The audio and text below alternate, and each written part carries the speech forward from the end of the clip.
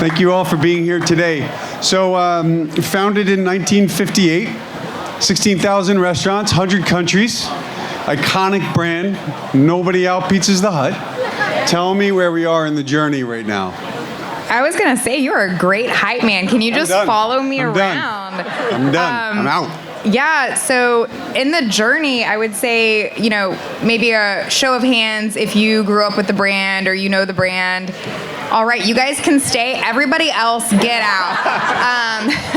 So in our journey, we wanted to unlock that emotion and that beloved feeling of a brand you grew up with. And when I tell people I work at Pizza Hut, they almost always tell me a really great story. I used to go there on Friday with my dad. We went there with my Little League team. I was in the Book It program. But what was so sad was that they were often a past tense. I used to go to Pizza Hut.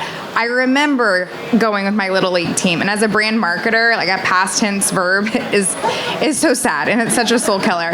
And so my dear friend Andrew and I have been on this journey to say, how do we reignite the emotion with the brand, but do it in a way that's modern and drives the saliency to be considered for today's customers. So not just the people who are my age, girls' age, who might have grown up with the brand, but also that younger customer. So in our journey, we just kind of completed our first chapter of building distinction back in the brand. And Andrew, I would love your thoughts on this too.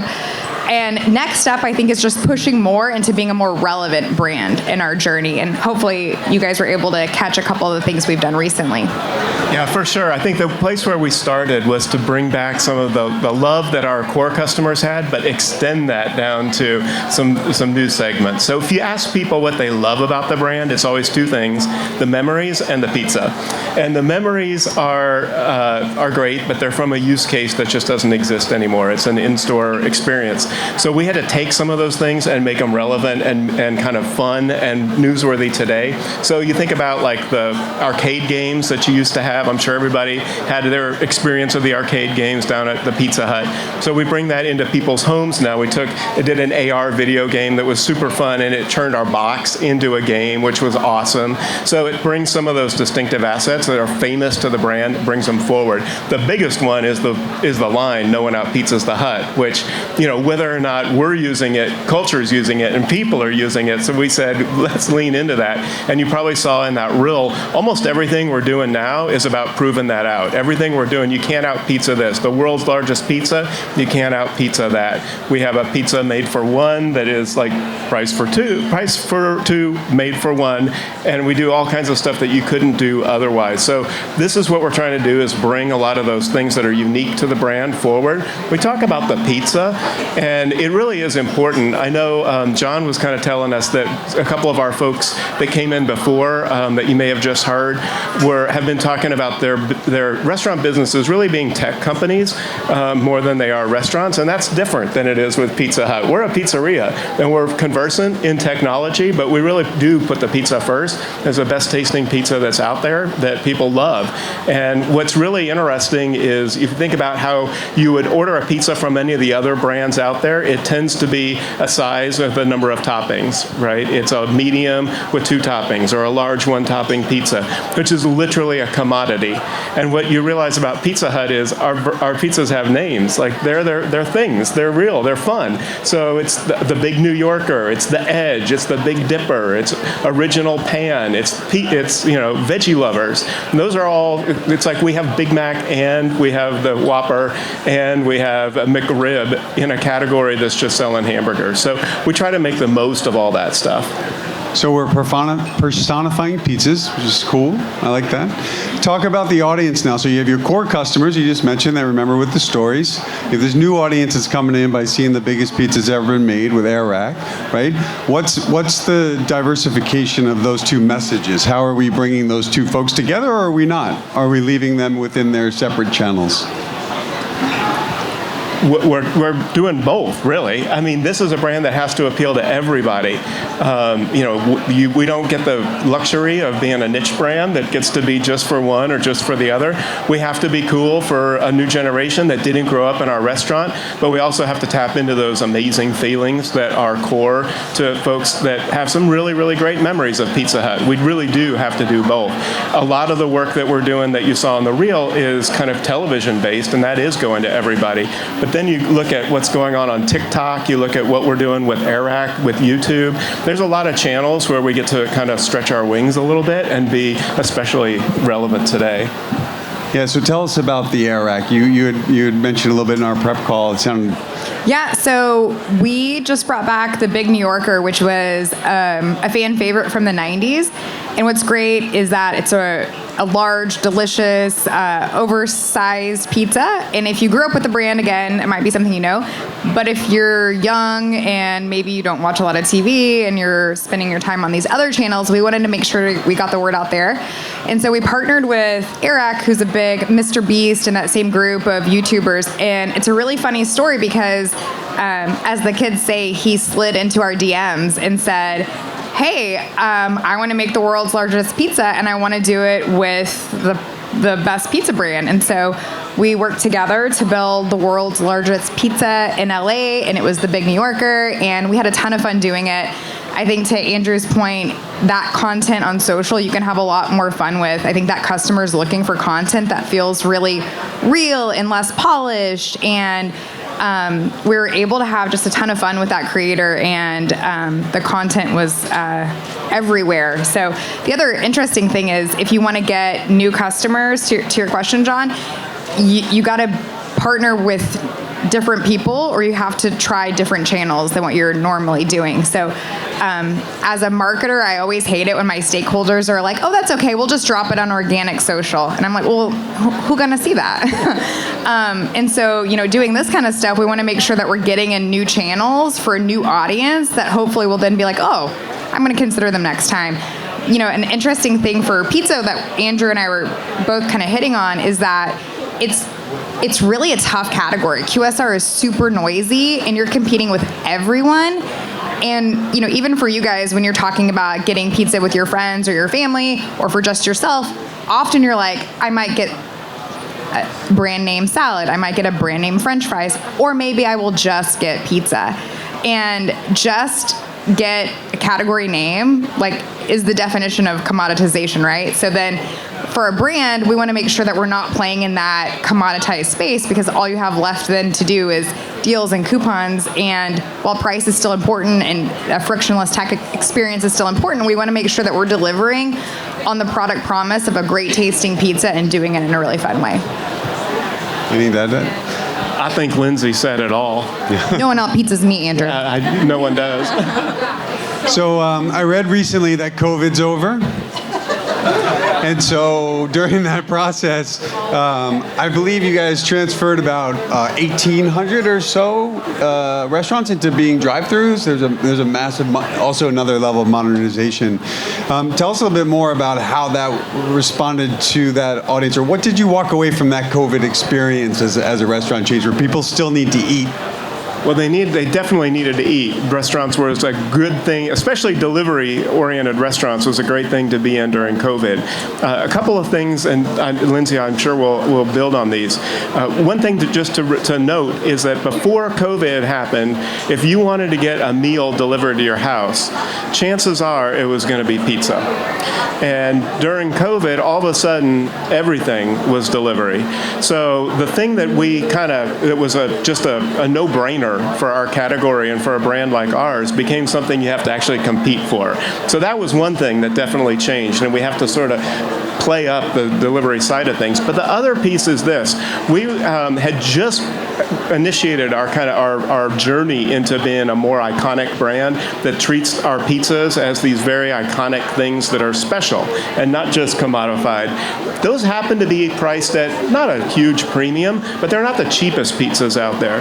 We're promoting all those right in time, really of just fortuitous timing, because when COVID hit and you didn't have a lot of choices, we were right in the midst of promoting and focusing on the pizzas that our system makes the most money on. on. So it was and people were a little less price sensitive. They were getting some checks from the government. There was, they didn't have as many options.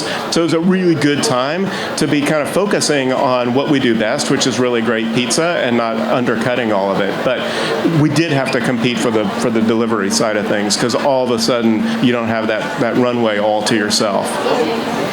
Yeah, I would just say I think a good takeaway is during a time like that, it really comes down to the total experience, like delivery assists in your experience, whether it's for convenience or it's for safety. And I think the same thing for tech and the same thing for the food that you're getting. And so, you want to make sure you're meeting customers' needs on the total experience. And we've definitely pivoted to having more hut lanes where you could drive through and pick up your pizza, or you could do curbside and we would bring the pizza out. I say even outside of the COVID precautions, I have 2 kids and I'm not getting them out of car seats, so I'm still doing that curbside every time I go. So what were the changes to your media mix, if any at all? Did you have to also react accordingly in that regard? So I wouldn't say it's necessarily driven by COVID, but more so driven by a younger customer. So, we want to be where our customers are, and if our customers are spending more time on digital platforms, that's where we want to spend some of our money. And I think it's really finding a balance between, the paid, earned, and organic, and how all of those things work together so your brand is showing up consistently. On a previous panel, we heard a model of, I think it was 80-15-5. So 5% for the new innovative ways of discovering what we're going to do, 15 to improve on those that you did last year, and 80 that's really stable, right? Do you guys have a similar model to that, or do you do zero-based budgeting that you start fresh every year? We did this year do a zero-based budgeting plan to say, hey, we've got a new brand positioning that's been working for us. Our customer has really shifted over the last few years. But what I would say I think is really important is that during recessionary times, it's really easy to say, I'm going to just do the hard working. I'm going to only do what I know is going to perform. And I think it's a really interesting time for brands to take some chances and really stand out. And so I think leaving yourself some room to say, if I have a really great creative idea that's distinct and makes sense for my brand, I've given myself the room to act on it.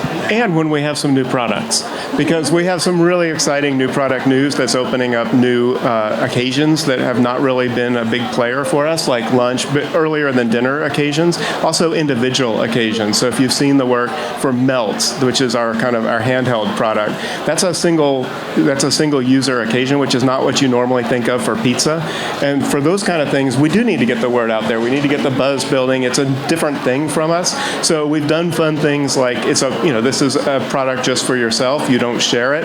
And we incentivize people to not share on social, everything you're not supposed to do. But it's a fun way to kind of get people engaged in a really different way of thinking about Pizza Hut. And it worked out really, really, really well. We're off to the races with a great product launch. But for those kind of things, we can't just do the hard-working stuff. It's got to be something people are talking about. Yeah, for sure. You had mentioned previously that uncertainty is the new normal, right? And when you talk about such a competitive category of quick service restaurants, share of stomach is the war. And we saw 5-7 years ago, maybe it's 10 years ago, breakfast became the new battle. Right, everybody was going after the breakfast eater, and you saw a lot of new menus being created. Then it became chicken. Like, how do you think through that type of opportunity for pizza, which may just be dinner, and you know better than I, but now you're saying lunch. Is there a breakfast menu coming for pizza? Isn't pizza for all times? Cold breakfast, lunch, yes, and dinner, fair. John? And late at night. Forgot about that. No, I think Andrew kind of hit on it too, which is you want to make sure your brand is thinking of totally new growth opportunities. And so we recently launched a product that's really meant for one, because most people, you know, for your lunch occasions, you're thinking of sandwiches and salads. And for group occasions, which lend itself to dinner, you're thinking about bigger things, family catering, pizza. And so you know, we're trying to tackle those new use occasions being lunch, and I think there's a couple different ways you can go after that, from product innovation to a media mix to, you know, partnering with food aggregators and making sure that, you know, people know that they can get a great meal at a great price for just themselves. Right. So what do we see on the horizon of how much media is changing, right? I mean, my gosh, it's never stable. You had mentioned some interesting stuff with TikTok, right? And going after that younger crew. Is there some other examples besides the air rack that you could share that demonstrate this change that you're happy about? Yeah, so I would say kind of gets to your earlier point of leaving yourself some room to try things. So we had our value pizza, which was called the Tastemaker, as opposed to just being X toppings on X whatever. You can make something that's just for you. And we worked and partnered with the TikTok platform last year, I think. And we partnered with a creator to say, hey, it's a For You Pizza, a FYP page. You tell us what's your perfect recipe, and then we're going to challenge customers to make their own. And whoever had the most votes, we sold online too. So it's a great way to say, you can really make things to order, it's fresh, and then partnering with TikTok to bring it to life in a really fun way, because saying made to order doesn't sound that exciting. So we hear about data here, data there, data everywhere, not a drop to drink. So there's gigabytes of data, but there's really just a few, tiny pieces of insights that come out of that, right? And we heard recently that there's folks that are day traders and they have all their screens up, right? And we're measuring on ROAS, but then we also have to build brand. So can you talk a little bit about the role of building brand and then being measured on performance and the relationship between the two, how those come together? Yeah, sure. I'll start, and Lindsay can take it from there. When she mentioned that this is a category that you have to, where distinctiveness matters, it really does. Because we don't want to just be the pizza. Oh, we'll just get pizza. We know that the first thing that pops into people's head is likely the one they're going to get. So we need to be the one that, they need to say Pizza Hut, not pizza, and we need to be the first one that goes there. So it's not a separate thing. Like if you don't say Pizza Hut, you're not going to get down to the bottom of the funnel. And so much of what we're doing that is really, we think of it as brand building. It's really about putting Pizza Hut, the name Pizza Hut, right top of people's head so they don't forget about it. And everything that we're doing that's on the more kind of buzzworthy side, that's kind of the bigger ideas that are more brandy, that's really what it's about. And there's tactical things that we're doing with that as well. It's why we use No and Out Pizza's the Hut so much. But people love it, they use it, we use it, and it's got our name right in it. So it kind of sticks there even when they're not talking about pizza. It's the reason you might have noticed that the logo has reverted to something that's more familiar over the past couple of years, and we did that really, really deliberately. The brand had moved to a kind of a modernized logo that was meant to disassociate it from the in-store, because it's actually, the traditional logo that we have now has a roof on it, a red roof, which is super famous, but it looks like a restaurant. So we moved to a non-roofy kind of logo to suggest that it's more delivery and all the rest, but it wasn't as well known to people. And so the brand kind of fell a little further down on the radar screen. And we went back to the original logo because that's how people know us. And so, the baggage of the restaurant we can deal with. We can't deal with the fact that people forget we're there. And so we're doing a lot of things that are about getting back on people's radar, staying there, and doing that for some new generations, which is some of the stuff we've been talking about so far. But those are critical, because if you don't think Pizza Hut first, you're not going to get to Pizza Hut down through the funnel. Yeah. I'm going to ask offer the mic out to folks who want to ask questions, so get your questions ready. Oh, you'd like to go right now? No, that's absolutely fine. Can we get a microphone? I'm coming. Thank you, John. I thought we had a couple minutes until it's. Sorry about woman that. in the No, I'm here shirt. now. You got to ask the question now. I am not just talking to people. I'm sorry. I'm sorry. I thought it was time. No, that was perfect. No, it was time. So here's my question. I have several children at home, and we order Pizza Hut at least once a week. Good for you. Thank you. Yeah. But I'm just wondering if y'all are thinking of innovation with regards to like gluten-free crust, or kind of being able to talk to another audience that might be, whether they have gluten intolerance or just, concerned about carbs or whatever that might be. Because other people are offering that, and I don't see that on Pizza Hut. So I was just wondering. Yeah, first off, I love that. And I was going to say, I also love that Andrew's my agency partner, and he's like the brand guy. He's like, we're doing sales, it's mixed. Thank you for your sales. So I love that. I would say on innovation, we have tried gluten-free crust in the past, and we're always trying new things. We have a group called Chef's Council, so they'll work with our suppliers, and we work with our customers too. We have an MVP group, so hit me up after.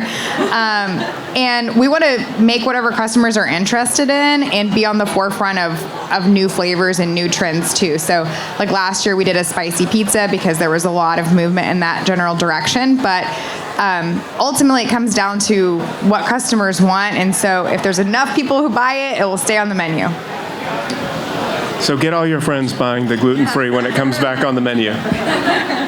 Are there certain regions of the country that you look to for innovation development? Are you got scouts out in LA versus Topeka, Kansas, and seeing what the differences are? I don't know about scouts, but we're a franchise-run organization, and so we are really run by a lot of small businesses, which is great because they'll try things that work for their region. And so we launched a Detroit-style pizza 2 years ago, which came out of our Detroit market where they were doing it where it's a thicker crust and the sauce is on top, and it's built totally different. The sauce is different. And so that came out of our Detroit market, and we ended up launching it nationally. And it's one of the things that I think, you could probably see coming back time and time again. And it's amazing when it comes back on the menu. If you haven't had one, you got to order one because it really is a great pizza. Are there any other questions before I ask my next one? Yeah, John, he's got a question right here. You mentioned franchisees, and obviously you guys do top of the funnel TV for marketing. What do you educate and tell your franchisees, since they're running their own business and they're not marketing people like Andrew is there for you? What do you tell them, to spend money on, or how to spend it, and how often do you meet with them? Yeah, I would say we meet with them quite a bit. I meet with we have an advertising committee that's based from our franchisee group. So every year that group turns over, and I talk to them weekly, and then we have a long monthly meeting where we go through what were my OKRs for the year, how am I tracking on that, what are they hearing from their market. I think like most franchisor businesses, we have a lot of just systems to get the information out. But when it comes down to marketing, I would say, there is no template for a good local marketing formula. And I think the trick is making sure that you're doing products that match that market. If you're in a rural market, you might have more family meals, and maybe if you're in an urban market, it's more individual meals, and making sure that you're balancing what we're promoting nationally. And then the second thing I would say is there's a great thing about being a franchise-run business is that they know those markets super well. And I think it's one of the few brands where we have people who started as drivers in a market, and they moved up to be a restaurant general manager and then an area coach, and now they're a franchisee and they run 100 stores, which is like kind of the American dream. And I think that's a really cool thing to be able to work on the brand. Yeah, question on the corner. Hi there, Michael from Scripps. This isn't a question about EDI, but it's a question about segmentation. And do you segment your customer base on ethnicity, et cetera, and how does that play into your media mix? You want to take it? Sure. I think segmentation is really more of a mindset, right? So I'm a 40-year-old mom of 2 kids, and sometimes I'm in the mood for a really cheap, easy pizza, and sometimes I'm in the mood for a really delicious pizza, and sometimes I want it for lunch, and sometimes I want it for dinner. And so I think what we're moving towards is more of the behavioral mindset of customers and less away from maybe the traditional segmentation. Audience-based thinking and behavior is becoming more important to your media modeling? Yeah, I would say so. I think to Lindsay's point, though, we have to be appealing to everybody, and this is a brand that is on its way back to being #1 in the country, and the only way we're going to do that is to appeal pretty broadly. It doesn't mean that the work we do creatively doesn't have an audience, because it does, and different channels are going to reach different sort of mindsets. But a lot of some of it is based on what they're in the mood for pizza. Some of it's just based on what's relevant relevant and appropriate in that channel. So we're going to be doing different kinds of things, but all on one platform. I mean, everything is no one out-pizzas the Hut. And there's different ways that you can out-pizza us on YouTube that are a little different than you might do during NFL football. But that's okay. You're in a different place in your head. Yeah, I was just going to build and say, I think the idea of like, you want some fluidity within a framework of like, here's what the brand is, and then how can I make sure that I'm making the best content for the right audience, for the right channels, but it all kind of hangs together. Any other questions? We have time in the back.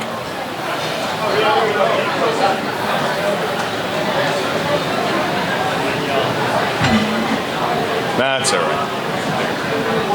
Lindsay, kind of building on that profiling and segmentation question. So if you're not using segmentation and using behavioral mindsets, operationally, how do you create profiles around that?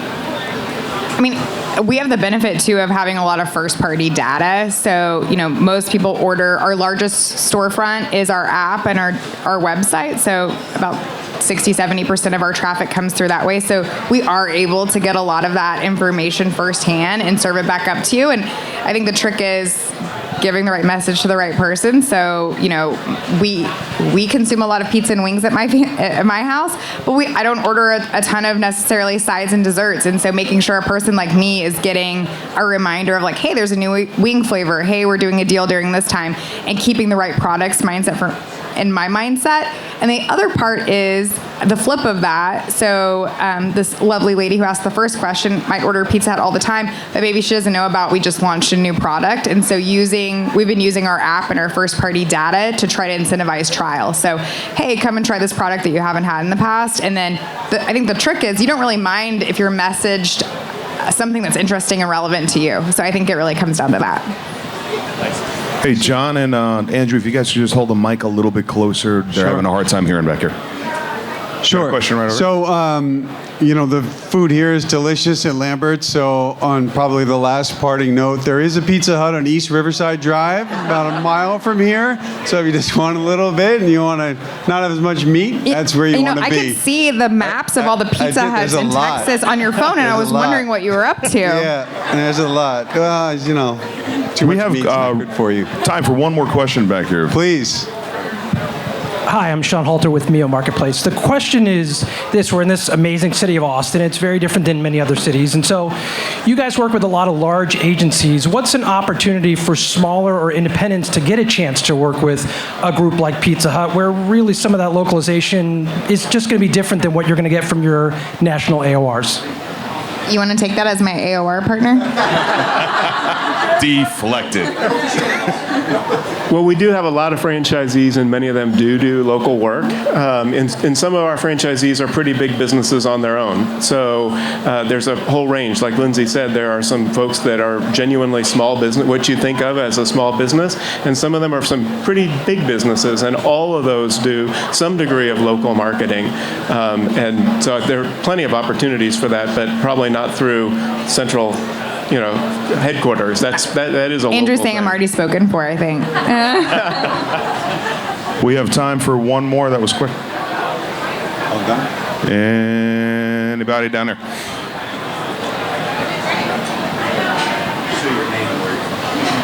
Hey guys, Jeff Wilcox with the Starista. I'm from San Antonio. You guys are great. It was a really good session. When you talked about adding the Hut when people are looking for pizza, what channels do you rely on most to make sure that happens?